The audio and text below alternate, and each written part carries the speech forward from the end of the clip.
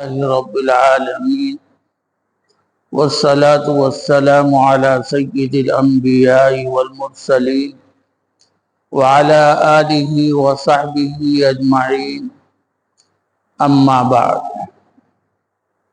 فأعوذ بالله من الشيطان الرجيم بسم الله الرحمن الرحيم قال الله تبارك وتعالى في القرآن المجيد والفرقان الحميد من كان يريد العاجلة عجلنا له فيها ما نشاء لمن نريد ثم جعلنا له جهنم يصلاها مذموما مدحورا ومن أراد الآخرة وسعى لها سعيها وهو مؤمن فأولئك كان سعيهم مشكورا وقال النبي صلى الله عليه وسلم واعمل للدنيا بقدر بقائك فيها واعمل للآخرة بقدر بقائك فيها وقال عليه الصلاة والسلام من كان يؤمن بالله ورسوله أتت الدنيا وهي راغمة او كما قال علیہ الصلاۃ والسلام۔ بزرگان محترم، عزیزان گرامی، کل یہ بات آئی تھی کہ ہم جب 7 سال کے ہو گئے تو ماں باپ کی ذمہ داری مزید بڑھ گئی۔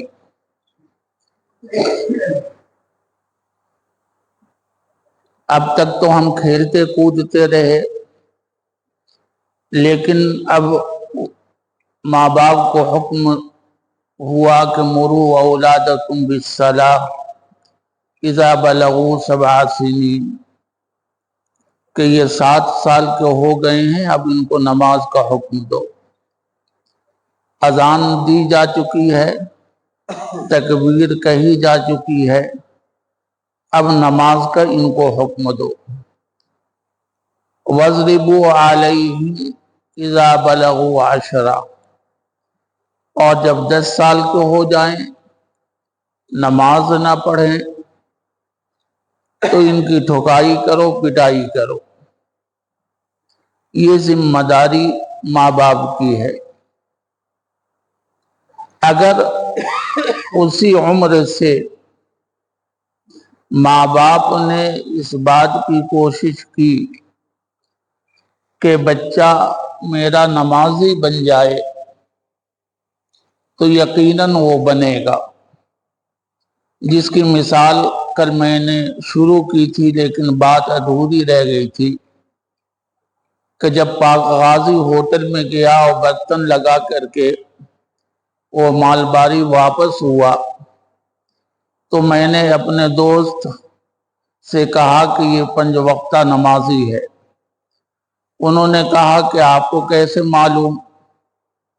میں نے کہا کہ بس میں نے کہہ دیا، لیکن ان سے بات ہضم نہیں ہوئی۔ جب وہ دوبارہ واپس آیا گلاس لے کر کے تو اس سے کہا کہ یہ ہمارے حضرت ہیں، ہندوستان سے آئے ہیں، بڑے مفتی صاحب ہیں، یہ کہہ رہے ہیں کہ آپ 5 وقتہ نمازی ہے۔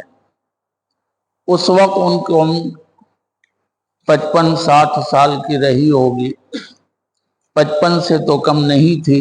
وہ وہیں کھڑے ہو گئے اور کہنے لگے جی الحمدللہ، بچپن سے 55 تک پہنچ گیا ہوں لیکن میری کوئی نماز چھوٹی نہیں ہے۔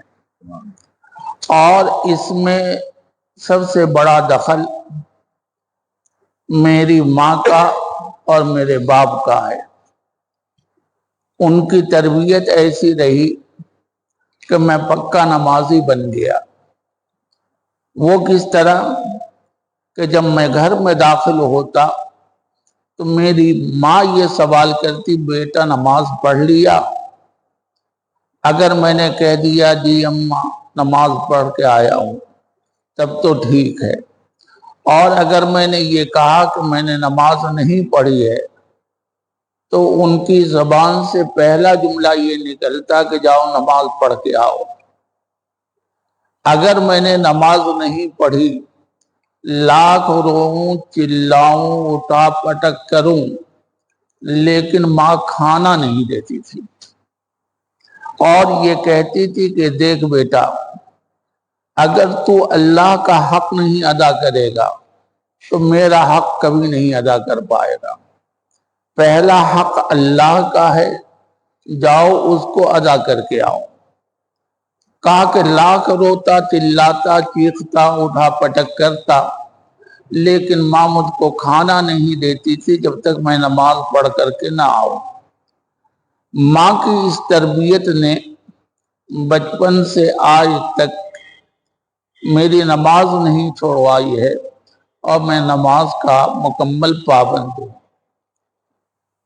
यहाँ भी जब मेरी नौकरी लगी तो मैंने मालिक को कह दिया था कि अजान के बाद आपकी नौकरी नहीं, मैं किसी और की नौकरी करूँगा। चुनांचे अजान होते ही मैं मस्जिद चला जाता हूँ, वज़ू करता हूँ, अल्लाह जितनी तौफीक देता है नफलें पढ़ता हूँ और उसके बाद फ़र्ज नमाज अदा करके सुन्नत नवाफिल पढ़ करके तब आता हूँ। मैंने कह दिया था कि चाहे मेरी तनख्वाह में से उतने वक्त का पैसा आप काट लें, वो गवारा है, लेकिन नमाज का छोड़ना गवारा नहीं। मैं नमाज नहीं छोड़ूंगा। चुनांचे अल्लाह की तौफीक शामिल हाल है अब तक कि मैं नमाज का पाबंद हूँ। मेरे बुजुर्गों, अगर आप और हम तरबियत पर तवज्जो दें, और तरबियत का यही वक्त होता है, बनने और बिगड़ने का यही ज़माना होता है। इस वक्त बच्चे आपके कब्जे में होते हैं, ये हकीकत है, इससे इनकार नहीं किया जा सकता कि ज़माना बहुत बदल गया है। अब वो ज़माना नहीं रहा। अच्छी तरह मुझे याद है, इन्हीं के खलियान में, हमारे घर के उत्तर तरफ इनका खलियान भी था, बैठका भी था, और इनका घर चच्ची के घर के बगल में था। इन चीज़ों से ज़्यादा वाक़िफ़ हमारे हाजी नज़ीर अतहर साहब हैं, इनसे पूछ सकते हैं। इनको ये भी पता है कि मेरी भाभियाँ कितनी थी, वो किस मसलक की थी, और सबसे पहले चप्पल पहन करके कौन आई थी हमारे गांव में, हमारे महल्ले में। सबसे पहली बहू जो आई थी हमारी सबसे बड़ी भाभी थी, और उनके वालिद समस्तीपुर में इंग्लिश टीचर थे स्कूल में, इसलिए वो चप्पल जूता पहनने वाले थे। तो वो माशाअल्लाह जब बहू यानी बेटी को रुखसत किया तो चप्पल उसके पाँव में पहना कर रुखसत किया। वो घर में हमारे आई हैं तो चप्पल पहन के चलती थी। पूरे महल्ले में शोर हुआ, हमारे वालिद साहब मरहूम का नाम लेकर लोग कहते थे, अरे फलां की बहू आई है, वो चप्पल पहन के चलती थी। ये वो ज़माना था कि जिस ज़माने में हमारी बहनें भी पैदल चलती थी, हमारे घर के महल्ले के सारी औरतें पैदल चलती थी, हमारी वालदा भी पैदल चलती थी, लेकिन वो भाभी जो थी वो चप्पल पहन करके आई थी। वो पहली औरत थी हमारे महल्ले में। बहरहाल तो बगल के में इनका खलियान था, उस खलियान में हम लोग खेलते रहते थे बचपन में। 7 साल की उम्र में मेरी पढ़ाई शुरू हुई। उससे पहले हम लोग बच्चे थे, गांव में घर में खेलते थे। अदब व एहतराम की बात बता रहा हूँ। वहाँ 2-4 बच्चे खेलते होते और दक्षिण से नजर आ जाते पुल पर, पुल ही पर से नजर अगर आ गए। चंद लोग थे जो उस रास्ते से गुजरते थे। उनमें से एक हाजी अब्दुल हमीद साहब थे, जिनका खेत उत्तर महल्ले में था, इसलिए वो रोजाना गुजरते थे और रोजाना उधर से 2-4 घंटा खेत देख करके वापस आते थे। और हाजी अब्दुल मजीद साहब जो थे वो कभी कभार आते जाते थे, और हाजी जमील अख्तर साहब जो थे वो भी कभी कभार आते जाते थे। लेकिन हाजी अब्दुल हमीद साहब जो थे वो रोजाना आते जाते थे। वो एक लाठी होती थी कभी हाथ में कभी बगल में, और वो चलते हुए जाते थे। तो अगर बच्चों में से किसी की नजर पड़ गई कि हाजी साहब हाजी दादा आ रहे हैं, तो क्या मजाल है कि हालांकि उस जमाने में कोई बड़ा खेल नहीं था, कबड्डी खेलते थे या गुल्ली डंडा खेलते थे, वो खेल खेलते रह जाए, सब जाके छुप जाते थे, ये दादा आ रहे हैं छुप जाओ, सब छुप जाते थे। और जब दादा नजर से ओझल हो जाते थे तब जाकर के बाहर निकलते थे। क्या मजाल है, क्या हिम्मत है कि कोई बीड़ी पी ले या सिगरेट पी ले या गुटखा खा ले या खैनी खा ले, ये सारी चीजें तो थी नहीं। अब तो हाल ये है कि बाप सामने मौजूद है और बेटा को गुटखा से मुंह भर करके आता है और पूरा मुंह भरा हुआ, और इस तरह से बात करेगा जैसे किसी नौकर से बात कर रहा है। अदब तमीज तो रुखसत हो चुकी है, बड़ों का एहतराम तो खत्म हो चुका है। अब तो माँ बाप का भी ढंग से नाम लेना नहीं चाहते। देखिए अभी मैंने नाम लिया, लेकिन हिम्मत मेरी नहीं हुई कि मैं अब्बा का नाम लेके कहूँ, बल्कि मैंने ये कहा कि मोहल्ले में शोर हुआ कि फला साहब की बहू जो आई है वो चप्पल पहन करके चलती है। अब तो धड़ल्ले से माँ बाप का दादा दादी का नाम लिया जाता है, कोई अदब व एहतराम नहीं रह गया। ऐसा जमाना है कि जिसमें अदब व एहतराम तो खत्म हो चुका है। बड़ों के सामने बदतमीजी करना, अब तो बड़ों को अपनी इज्जत खुद बचानी पड़ती है, बड़ों को अपनी इज्जत खुद बचानी पड़ती है। बहरहाल अर्ज ये कर रहा हूं कि आप कोशिश करें, इसलिए कि तरबियत का यही जमाना है। और 20 साल तक अगर वो बन गए, सुधर गए, तो आगे भी सुधरे रहेंगे, और अगर उसी में बिगड़ गए तो आगे भी बिगड़ेंगे। आजकल जो बच्चे ज्यादा बिगड़ रहे हैं दो चीजों की वजह से। सबसे अहम चीज गलत सोहबत है, यानी गलत बच्चों के साथ उठना बैठना। इस पर निगाह रखना बहुत जरूरी है कि संगत और उठना बैठना मेरे बच्चों का किनके साथ है, उसको छोड़ाना बहुत जरूरी है। बहुत जल्दी एक्शन और रिएक्शन होता है, और जहां गलत सोहबत मिल गई और गलत साथियों का साथ मिल गया, फिर वो बुराई के रास्ते पर इतनी तेजी के साथ आगे बढ़ते हैं कि फिर वो चीज उनकी फितरत में दाखिल हो जाती है। आप जिंदगी भर छोड़ाते रहें, छूटना मुश्किल होता है। एक बात अर्ज कर दूं, याद रखिएगा, जिन सिफात पर बचपन गुजरता है उन्हीं सिफात पर जवानी आती है, और जिन सिफात पर जवानी आती है उन्हीं सिफात पर बुढ़ापा आता है। अगर अल्लाह ने उम्र तबई हमें और आपको दी तो ये 3 मराहिल पर मुनक़सिम है। पहला मरहला 1 से 20 तक, दूसरा मरहला 20 से 40 तक, और तीसरा मरहला 40 से 60 तक।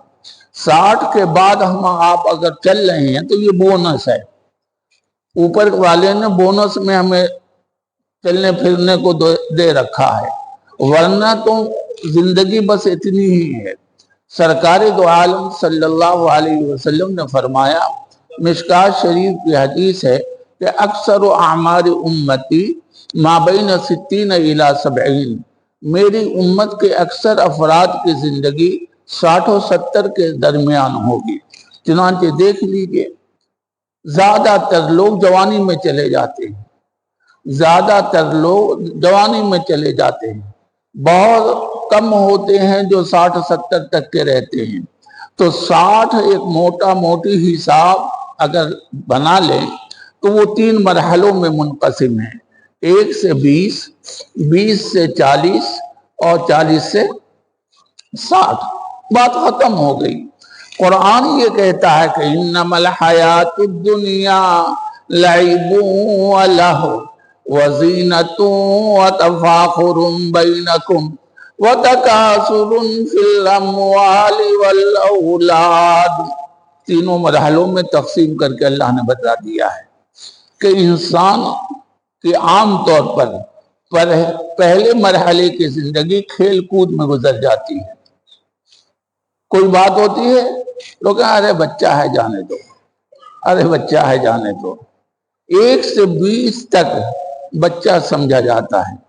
آپ کے کھیت سے گنا توڑ کر کے لا رہا ہے، لیکن ماں باپ کو توفیق نہیں ہے پوچھنے کی کہ ہمارے کھیت میں تو گنا ہے نہیں، تم لائے کہاں سے؟ آپ کے باغیچے سے آم توڑ کے ہمارا بچہ لا رہا ہے، ہم شوق سے کھا رہے ہیں، خوش ہو رہے ہیں، اور یہ حرام کھانے کے بعد توفیق نہیں ہو رہی ہے کہ بچے سے پوچھے یہ آم کہاں سے لائے ہو۔ آپ کے کھیت میں سے مٹر اکھاڑ کے بچہ لا رہا ہے، آپ کے کھیت میں سے بکری کو لے جا کر کے چرا کر کے لا رہا ہے، یہ سب ناجائز اور حرام ہے۔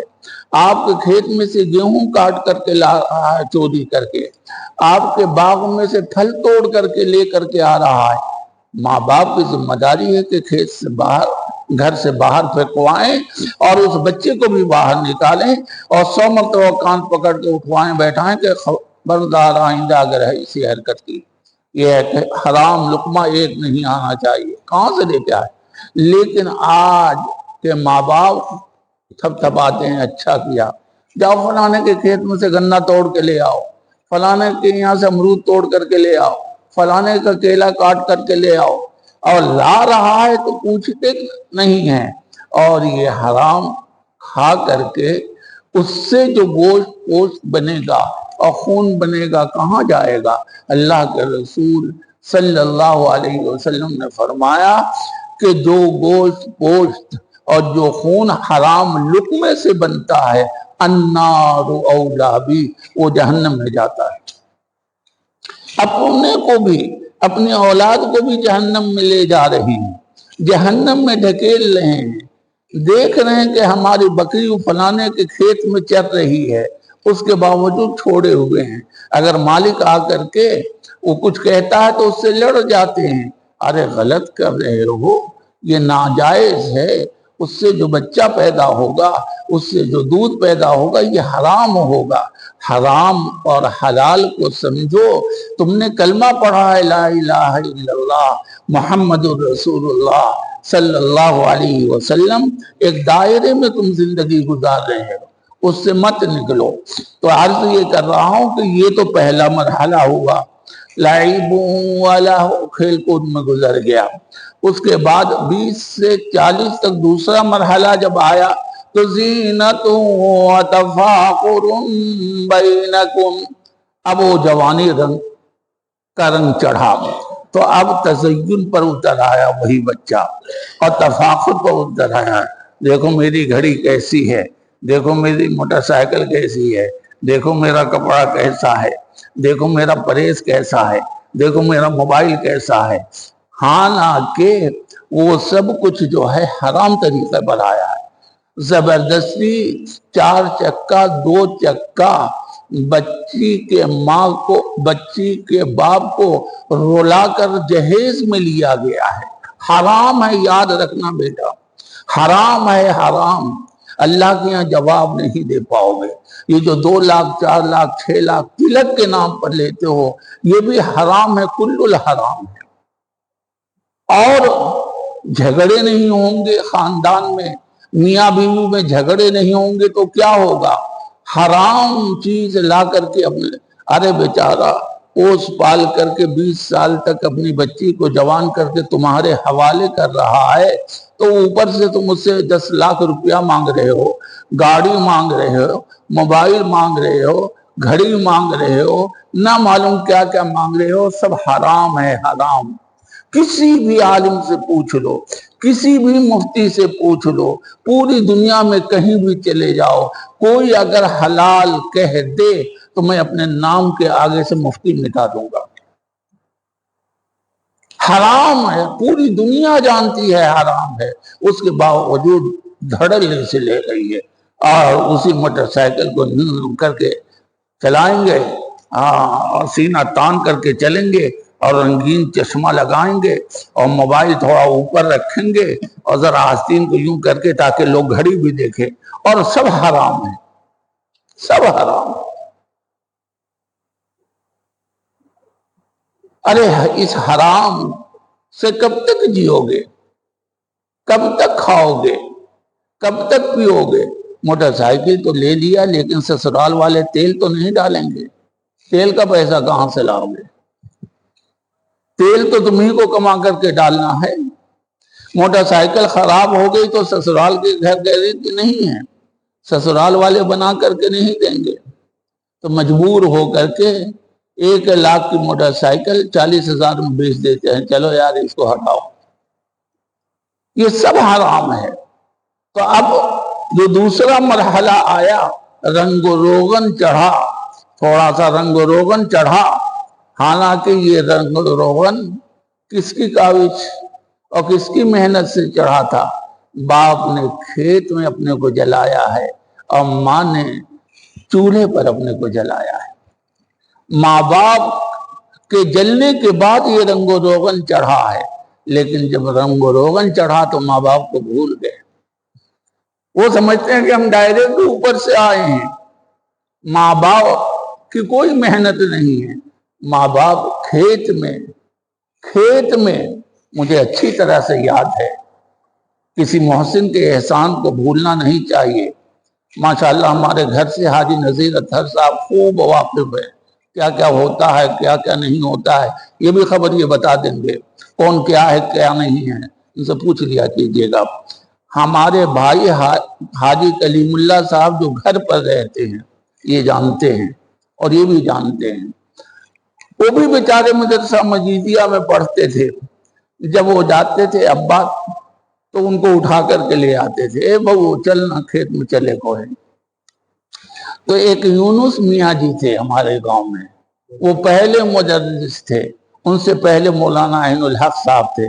یونس میاں جی کا اپنا ایک انداز تھا، اور بہرحال ان کا ایک احسان ہے کہ پورے گاؤں کے بچوں کو بچیوں کو جیسا بھی پڑھایا لیکن، اور پوری زندگی پڑھنے پڑھانے میں رہے۔ آج ان کے بچے بھی ہیں، ماسٹر زبیر انہی کے لڑکے ہیں۔ تو یونس میاں جی ایک طرف سے لنگی اٹھا کے ایسے کھونس لیتے تھے بغل میں، یہاں تک کہ نظر آتا تھا، دیہاتی انداز تھا، اور دوسرے ہاتھ میں چھڑی، اور جی بھر کے گالی دیتے تھے، بچوں کو جی بھر کے گالی دیتے تھے۔ ان کا تکیہ کلام تھا، اور گالی بھی ایسی جس کو میں مسجد میں نہیں بول سکتا، بہرحال لیکن پڑھاتے تھے، اور انہی کے پڑھائے ہوئے گاؤں میں 100% لوگ ہیں۔ وہ محب اللہ مامو مرحوم کے دروازے پہ پڑھاتے تھے، پھر جب مدرسہ مجیدیہ بن گیا تو وہاں پر آ گئے پڑھانے کے لیے، وہاں پڑھاتے تھے۔ تو کیا کہنے والا تھا، حاجی کلیم اللہ صاحب ہمارے بھائی وہ بھی پڑھتے تھے مدرسہ مجیدیہ میں۔ تو ابا جاتے بہوا رے چلنا کھیت میں چلے کو ہے، تو وہی یونس میاں جی مذاق میں ابا کے ہم عمر تھے، نام لے کر کے ان کا کہتے، ارے یہو کو پڑھے دانا، کاہے ہر دن وہ اٹھا کے لے جاتا، کہا کہ 3 گوڑا کو تو پڑھائی لے لاگے، سب گوڑا کو پڑھائی بتا کھیتیا کون کری، کھیتیوں تو کرے والا کون چاہیے۔ ابا صحیح بات کہتے تھے، اب بیچارے اٹھا کے لے جاتے تھے۔ انہی کی محنت سے، ان کی قربانی سے، جو ابا کے ساتھ زندگی بھر انہوں نے کیا، ہم 3 بھائیوں نے پڑھا ہے۔ میں نے بھی، میری پڑھائی میں بھی ان کی محنت شامل ہے، قاری صاحب کی پڑھائی میں بھی ان کی محنت شامل ہے، حاجی صاحب کی پڑھائی میں بھی ان کی محنت شامل ہے۔ اور اس طرح سے محنت کرتے تھے کہ رمضان کا مہینہ ایک سال گرمی میں آیا، میں بچہ تھا، گھر ہی پر تھا، تو دھان یا گیہوں کاٹنے کے لیے کھیت میں اب بھی کسان صبح چلے جاتے تھے، گرمی کی تمازت کی وجہ سے بے ہوش ہو گئے، اس لیے کہ روزہ کی حالت میں گیہوں کاٹ رہے ہیں، دوپہر کے وقت میں اتنی گرمی لگی کہ بے ہوش ہو گئے، اور کسی طرح سے لیکن روزہ نہیں توڑا انہوں نے، زندگی بھر محنت کرتے رہے، اور जिंदगी भर सबको खिलाते और पिलाते रहे, लेकिन मैं मस्जिद में बैठ करके कह रहा हूँ, मुझे कहने में कोई झिझक नहीं है। और अल्लाह माफ फरमाए, इन तीनों भाइयों को उस भाई का जितना हक बनता था या बनता है और जिस तरह से अदा करना चाहिए था नहीं किया। इसका जवाब कल क़यामत के दिन देना पड़ेगा। मैं खुल्लम कहता हूँ, तीन भाइयों को पढ़ाने में उनका पूरा किरदार रहा है। अब्बा मरहूम बूढ़े थे और उनके साथ वो भी जाकर के मेहनत करते थे। तब अब्बा मरहूम की मेहनत रंग लाती थी, दोनों वहां मेहनत करते थे और अम्मी मेरी घर पर मेहनत करती थी। अगर मंसूर नहीं बताएगा हाजी साहब तो मैं बता रहा हूं कि हम तीनों भाइयों ने, और मजमे में बता रहा हूं कि हम तीनों भाइयों ने इस तरह से पढ़ा है कि अम्मी हमारी रस्सी बांटती थी, मुर्गी पाल रखा था तो अंडा जमा करती थी, भैंस पाल रखा था तो घी निकाल करके रखती थी और उसको बेच करके हम तीनों भाइयों की पढ़ाई का खर्चा बेचती थी। इतनी कुर्बानी है माँ बाप की, और माँ बाप के साथ हाजी कलीमुल्लाह साहब की। लेकिन हाजी कलीमुल्लाह साहब का जितना हक बनता है हम तीनों भाइयों पर, इन तीनों भाइयों ने उस तरह से हक अदा नहीं किया, उनको दरवाजे तक से महरूम कर दिया, जिसका जवाब उनको क़यामत के दिन देना पड़ेगा। उनको घर से महरूम कर दिया, उनको दरवाजे से महरूम कर दिया, जो उनका हक बनता था और इनका फर्ज बनता था, और इसका जवाब उनको अल्लाह के यहाँ देना पड़ेगा। और इन्हीं बातों की वजह से लोग मुझसे जलते थे और मुझसे ताल्लुकात लोगों ने खत्म कर दिया था कि ये हक बात बोलता है। पर जो हक बात है वो हक है, जो सच है वो सच है, और मरते दम तक मैं बोलूंगा और वो बोलना चाहिए। अगर हक है तो हक है। बहरहाल अर्ज ये कर रहा था कि जवानी आई, बचपन गुजरा, अब जवानी आई, अब थोड़ा सा रंग रोगन चढ़ा। हाँ, तो इसीलिए उसमें जो रानाई आती है, एक अल्लाह वाले ने कहा, गनीमत दा जवाना नेमत हुस्नो जवानी रा, गनीमत दा जवाना, गनीमत दा जवाना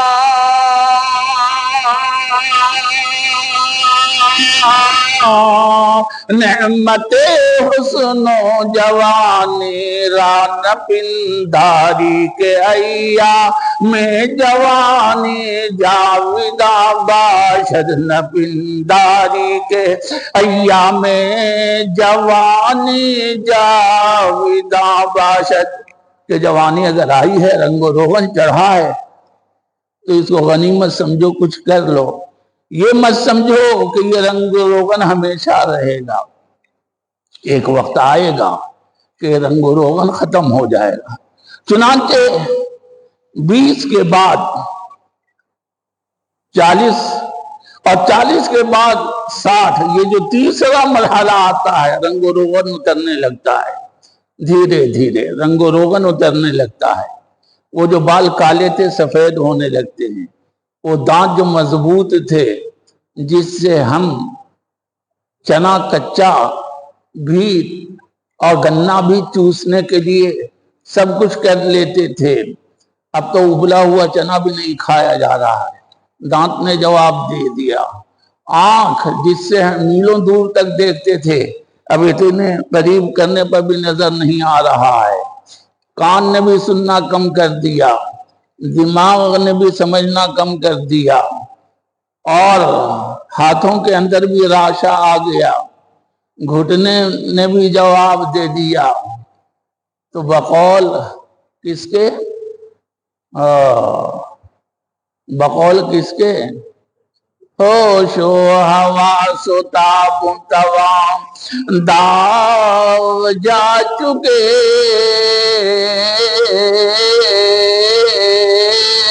होशो हवा सुताब तवा दाव जा चुके, اب ہم بھی جانے والے ہیں، سامان تو گیا اب ہم بھی جانے والے ہیں۔ یہ لگیج ہے ہمارے باڈی کا، دانت گیا، آنکھ گئی، بال سفید ہو گیا، ہاتھوں میں راشا پیدا ہو گیا، کمر جھک گئی، ہاں اس کے بعد گھٹنوں نے جواب دے دیا، یہ ہماری باڈی کا لگیج تھا۔ داغ کہہ رہا ہے کہ یہ لگیج جا رہا ہے دھیرے دھیرے، یعنی فلائٹ کے ہم لوگ قریب پہنچ رہے ہیں۔ ہوش و حواس و تاب و تواں داغ جا چکے، ہوش و حواس و تاب و تواں داغ جا چکے، اب ہم بھی جانے والے ہیں، سامان تو گیا کہ لگیج جا چکا ہے، اب ہماری بازی رہ گئی ہے جانے کی، اب فلائٹ آ کر کے کھڑی ہے۔ یہ تیسرا مرحلہ ہے۔ وہ عرض کر رہا تھا کہ یاد رکھیے گا، جن صفات پر بچپن گزرے گا انہی صفات پر جوانی آئے گی، اور جن صفات پر جوانی آئے گی انہی صفات پر بڑھاپا آئے گا، جن صفات پر بڑھاپا آئے گا انہی صفات پر موت آئے گی، اور جن صفات پر موت آئے گی کل قیامت کے دن انہی صفات پر آپ قبر سے اٹھائے جائیں گے۔ یہ تسلسل ہے۔ اگر آخرت کو بچانا ہے تو خاتمے کو بچانا ہوگا، خاتمے کو بچانا ہے بڑھاپے کو بچانا ہوگا، بڑھاپے کو بچانا ہے تو جوانی کو بچانا ہوگا، جوانی کو بچانا ہے تو بچپن کو بچانا ہوگا، بچپن کو بچاؤ تاکہ جوانی بچ جائے، اور جوانی کو بچاؤ تاکہ بڑھاپا بچ جائے، اور بڑھاپے کو بچاؤ تاکہ خاتمہ بچ جائے، اور خاتمے کو بچاؤ تاکہ آخرت بچ جائے۔ اگر بچپن میں چھوڑ دیا آپ نے کہ جاؤ آزاد ہو جو چاہے کرو، تو بچپن خراب ہو گیا اس کا۔ اور یہ بات ایسی ویسی نہیں ہے، حدیث پاک سے ثابت ہے۔ حضرت نبی پاک صلی اللہ علیہ وسلم نے فرمایا، ایک شخص ہے جو حج کے لیے یا عمرے کے لیے جا رہا ہے، کلکتہ پہنچنے کے بعد سب اتر گیا، پگڑی اتر گئی، صدری اتر گئی، لنگی اتر گئی، بنڈی اتر گئی، چڈی اتر گئی، کا دو چادر سفید، ایک یہاں باندھو ایک یہاں باندھو، 2 رکعت پڑھو نہا کر کے، اور اس کے بعد یہ پہن لو، اور پہننے کے بعد 2 رکعت پڑھ کر کے اب نیت کرو، اللہم انی ارید العمرۃ فیسرھا لی وتقبلھا منی، اے اللہ میں عمرے کی نیت کرتا ہوں، آسان فرما، قبول فرما۔